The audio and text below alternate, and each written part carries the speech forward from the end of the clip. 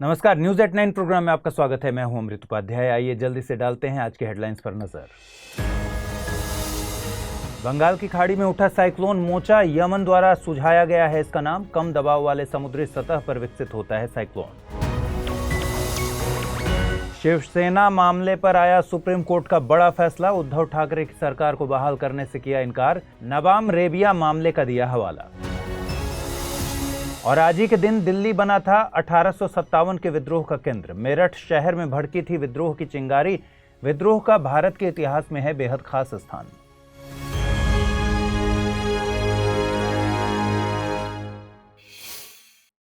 चलिए खबरों की शुरुआत करें। बंगाल की खाड़ी में बने कम दबाव का क्षेत्र साइक्लोन का रूप ले चुका है। इसका नाम मोचा रखा गया है। यह नाम यमन द्वारा सुझाया गया है। साइक्लोन समुद्र की सतह पर बनने वाली एक प्रक्रिया है। यह समुद्र के गर्म सतह के ऊपर बनती है। सतह गर्म होने पर हवाएं गर्म होकर ऊपर उठती हैं। जैसे ही हवाएं ऊपर उठती हैं, सतह पर कम दबाव वाले क्षेत्र का विकास होता है। उधर ऊपर उठी हवाएं जब ठंडी होती हैं, तब हवा में मौजूद आर्द्रता से जलवाष्प बनता है। जलवाष्प संघनित होकर बादल बनाता है और फिर इससे बारिश होती है। साइक्लोन के बनने और तेज होने की प्रक्रिया को साइक्लोजेनेसिस कहते हैं। गर्म समुद्र साइक्लोन के विकास और मजबूती के लिए अनुकूल परिस्थितियां बनाते हैं।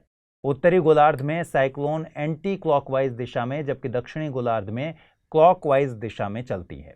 उष्णकटिबंधीय चक्रवात बनने के लिए कुछ दशाओं का होना जरूरी होता है। ये दशाएं हैं: समुद्र की सतह का तापमान 27 डिग्री सेल्सियस से अधिक होना, पर्याप्त कोरियोलिस फोर्स की मौजूदगी, वायुमंडलीय अस्थिरता, क्षोभ मंडल के निचले स्तरों में अधिक आर्द्रता का होना और जेट स्ट्रीम की अनुपस्थिति इत्यादि। WMO यानी वर्ल्ड मेट्रोलॉजिकल ऑर्गेनाइजेशन के दिशा निर्देशों के मुताबिक हर इलाके के देश चक्रवातों को नाम देते हैं। इसी के तहत IMD यानी इंडियन मेट्रोलॉजिकल डिपार्टमेंट एक मानक प्रक्रिया अपनाने के बाद उत्तरी हिंद महासागर इलाके में बनने वाले चक्रवातों का नामकरण करता है। इस इलाके के अंतर्गत 13 सदस्य देश आते हैं। ये देश हैं Bangladesh, Myanmar, Thailand, Bharat, Pakistan, Sri Lanka, Maldives, Iran, Qatar, Saudi Arab, संयुक्त अरब अमीरात, ओमान और यमन। IMD भारत सरकार के पृथ्वी विज्ञान मंत्रालय के तहत एक एजेंसी है। यह दुनिया के 6 RSMCs यानी रीजनल स्पेशलाइज्ड मेट्रोलॉजिकल सेंटर्स में से एक है। इसे मौसम पर सलाह जारी करने और उत्तरी हिंद महासागर क्षेत्र में उष्णकटिबंधीय चक्रवातों के नाम रखने का अधिकार है। उधर प्रशासनिक सेवाओं पर कंट्रोल को लेकर दिल्ली बनाम केंद्र विवाद में सुप्रीम कोर्ट के संवैधानिक पीठ ने फैसला सुनाया। फैसले में कोर्ट ने कहा है कि नौकरशाहों पर दिल्ली सरकार का कंट्रोल होगा। हालांकि यह कंट्रोल सार्वजनिक व्यवस्था, पुलिस और भूमि से संबंधित मामलों पर नहीं होगा। बाकी मामलों में दिल्ली के उपराज्यपाल दिल्ली कैबिनेट की सहायता और सलाह के मुताबिक ही काम करेंगे। इस संबंध में कोर्ट ने यह भी कहा कि दिल्ली सरकार अन्य राज्यों की तरह जनता का प्रतिनिधित्व करती है, इसलिए यहां संघ की ताकत का कोई भी विस्तार संवैधानिक योजना के खिलाफ होगा। अपने इस फैसले के पक्ष में तर्क देते हुए कोर्ट ने कहा कि अगर अधिकारी मंत्रियों को रिपोर्ट करना बंद कर देंगे या उनके आदेशों को मानने से इनकार कर देंगे, तो सामूहिक जिम्मेदारी का सिद्धांत प्रभावित होगा। अधिकारियों को लगेगा कि वे सरकार के कंट्रोल से बाहर हैं। यह जवाबदेही को कम करेगा और शासन को कमजोर बनाएगा। दिल्ली संविधान की अनुसूची 1 के तहत एक केंद्र शासित प्रदेश है, लेकिन अनुच्छेद 239 AA के तहत इसे राष्ट्रीय राजधानी राज्य क्षेत्र का नाम दिया गया है।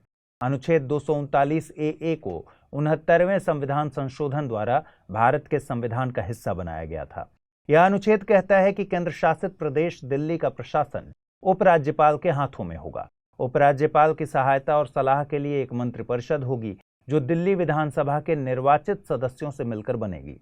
हालांकि सहायता और सलाह केवल उन मामलों पर दिया जाएगा जिन पर निर्वाचित विधानसभा को कानून बनाने की ताकत दी गई है। बाकी विषयों पर उपराज्यपाल राष्ट्रपति द्वारा लिए गए फैसले के मुताबिक काम करेगा। इसके अलावा अगर उपराज्यपाल और दिल्ली सरकार के बीच किसी मुद्दे को लेकर मतभेद हो जाए, तो उपराज्यपाल मामले को राष्ट्रपति के पास भेज सकता है। गौरतलब है कि दिल्ली विधानसभा को राज्य सूची के 3 विषयों जैसे सार्वजनिक व्यवस्था, पुलिस और भूमि को छोड़कर राज्य और समवर्ती सूची में शामिल सभी विषयों पर कानून बनाने की ताकत दी गई है। आगे बढ़ें उससे पहले एक बार फिर दोहरा दूं कि स्टडी IQ IAS हिंदी की टीम ने हिंदी माध्यम में अपना 5वां लाइव फाउंडेशन बैच शुरू कर दिया है। आज से यानी 11 मई से शाम 6 बजे से इस बैच की शुरुआत हो चुकी है। 20 मई इस कोर्स में एडमिशन लेने की अंतिम तारीख है। इस कोर्स में प्रतिदिन 2.5 से 3 घंटे की नियमित कक्षाएं हैं। साथ ही हस्तलिखित यानी हैंड रिटन नोट्स, पीडीएफ, मुख्य परीक्षा के लिए उत्तर लेखन कार्यक्रम, मेंटोरशिप इत्यादि बहुत से उपयोगी फीचर्स हैं। आप चाहें तो अमृत लाइव कोड का यूज कर इस प्रोग्राम में एडमिशन ले सकते हैं। इससे ये कोर्स आपको केवल 18,999 रुपये में हासिल होगा। कोर्स के संबंध में जानकारी चाहिए या फिर एडमिशन लेना हो तो डिस्क्रिप्शन बॉक्स में ही लिंक दिया गया है, उस पर क्लिक करके एडमिशन ले सकते हैं। शिवसेना मामले पर सुप्रीम कोर्ट की संवैधानिक पीठ ने आज फैसला सुनाया। फैसले में पीठ ने उद्धव ठाकरे की अगुवाई वाली सरकार को बहाल करने से इनकार कर दिया।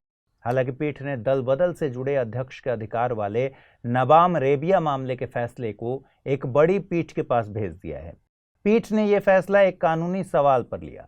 सवाल था कि क्या वह अध्यक्ष 10वीं अनुसूची के तहत विधायकों के खिलाफ अयोग्यता पर फैसला कर सकता है, जो खुद अविश्वास नोटिस का सामना कर रहा है।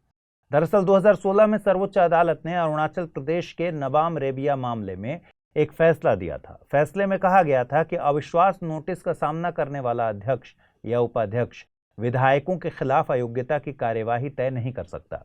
नबाम रेबिया मामले में फैसला संविधान के अनुच्छेद 179C के शब्दों विधानसभा के सभी तत्कालीन सदस्यों की व्याख्या पर आधारित था। अदालत ने तब कहा था कि सभी तत्कालीन सदस्य शब्द निश्चितता को इंगित कर रहे हैं।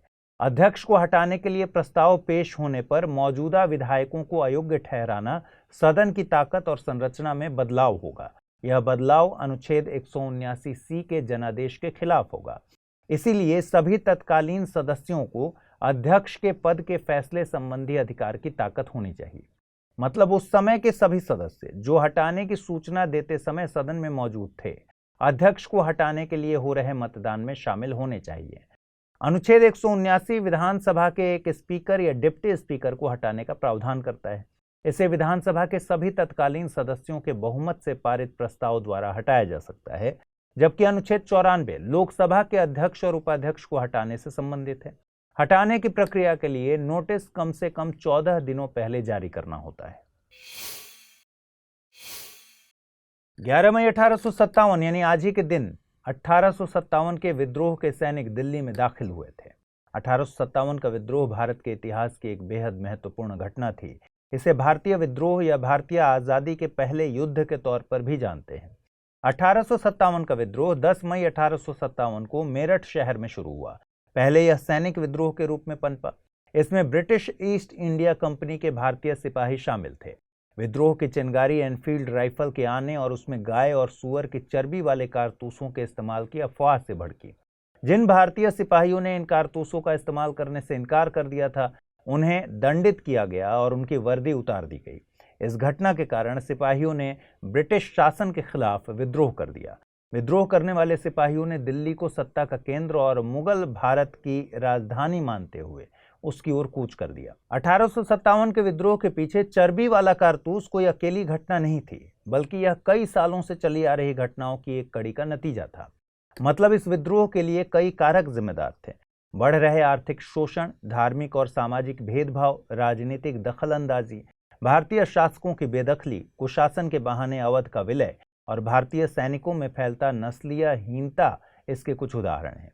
विद्रोह जल्द ही भारत के दूसरे हिस्सों में भी फैल गया।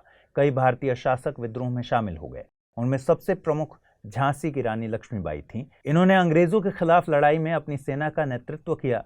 इनके अलावा तात्या टोपे, बेगम हजरत महल, वीर कुंवर सिंह और नाना साहब आदि ने भी अपने अपने इलाकों में विद्रोह का नेतृत्व किया। हालांकि यह विद्रोह अंततः असफल रहा। 1857 का विद्रोह भारत के इतिहास में एक महत्वपूर्ण मोड़ था। इसका प्रभाव आज भी महसूस किया जाता है।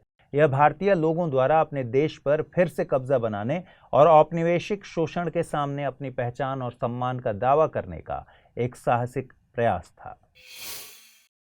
आइए अब जल्दी से देखें बुलेटिन पर आधारित कौन से सवाल बन सकते हैं। पहला सवाल है, निम्नलिखित में से कौन सा या से 1857 के विद्रोह का या के कारण है या हैं? आर्थिक शोषण, धार्मिक व सामाजिक भेदभाव, रॉलेट एक्ट या भारतीय शासकों की बेदखली, कुशासन के बहाने अवध का विलय, चर्बी वाले कारतूस का इस्तेमाल।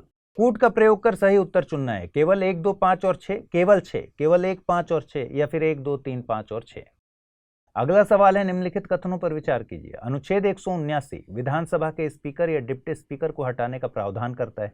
अनुच्छेद 239 को 61वें संविधान संशोधन द्वारा भारत के संविधान का हिस्सा बनाया गया। उपर्युक्त में से सही कथन या कथनों को चुनना है, केवल एक, केवल दो, एक और दो दोनों, न तो एक नहीं दो।